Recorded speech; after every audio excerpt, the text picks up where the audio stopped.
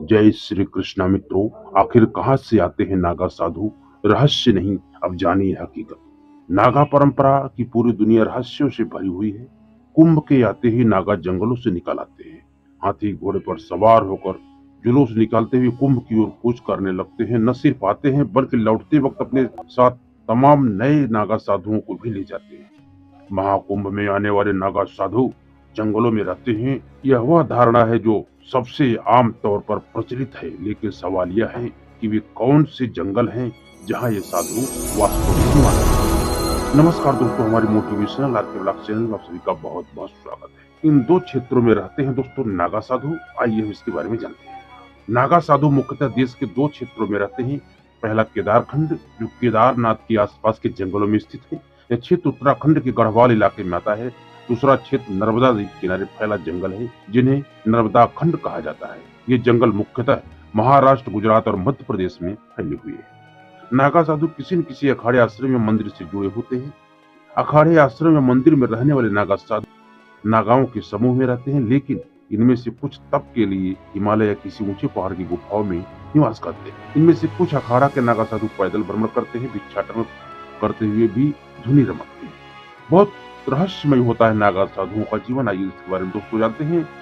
Video में आगे बढ़ने से पहले दोस्तों आप लोग कमेंट में जय श्री राम, हर हर महादेव अवश्य लिखें। नागा साधुओं का जीवन बहुत रहस्यमय होता है। कुंभ के बाद वह कहीं गायब हो जाते हैं। कहा जाता है कि नागा साधु जंगल के रास्ते से देर रात में यात्रा करते हैं, इसलिए किसी को नजर नहीं आते हैं। नागा साधु समय समय पर अपनी जगह बदलते रहते हैं, इसलिए इनकी सही स्थिति का पता लगाना बड़ा मुश्किल होता है। ये लोग गुप्त स्थान पर रहकर ही तपस्या करते हैं। कैसे बनते हैं नागा साधु दोस्तों, इसके बारे में हम जानते हैं।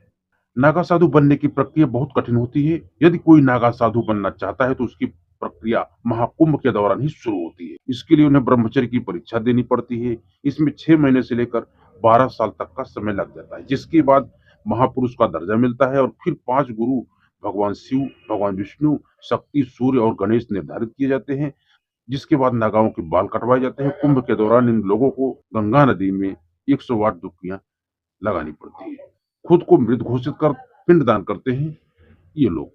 महाकुंभ में ही तमाम सामान्य व्यक्ति जीते जी अपने आप को मृत घोषित करते हैं, फिर खुद और परिवार का पिंडदान करके गंगा किनारे सारे कपड़ों को त्याग करके बाकियों के साथ जंगल की ओर चल देते हैं। बिना पिंडदान के नागा साधु बनेंगे ही नहीं, चाहे पिता जीवित हो या मरा हो। इसके अलावा नागा साधु बनने से पहले व्यक्ति के साथ पीढ़ी का पिंडदान होता है। इसके अलावा व्यक्ति के शरीर का भी पिंडदान होता है। ऐसा इसलिए कि नागा साधुओं का मानना है कि उनके मरने के बाद उनका पिंडदान कौन करेगा। पिंडदान के बाद ही साधु को नागा की दीक्षा दी जाती है।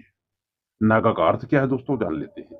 नागा शब्द की उत्पत्ति संस्कृत से हुई, जिसका अर्थ पहाड़ होता है और इस पर रहने वाले लोग पहाड़ी या नागा सन्यासी कहलाते हैं।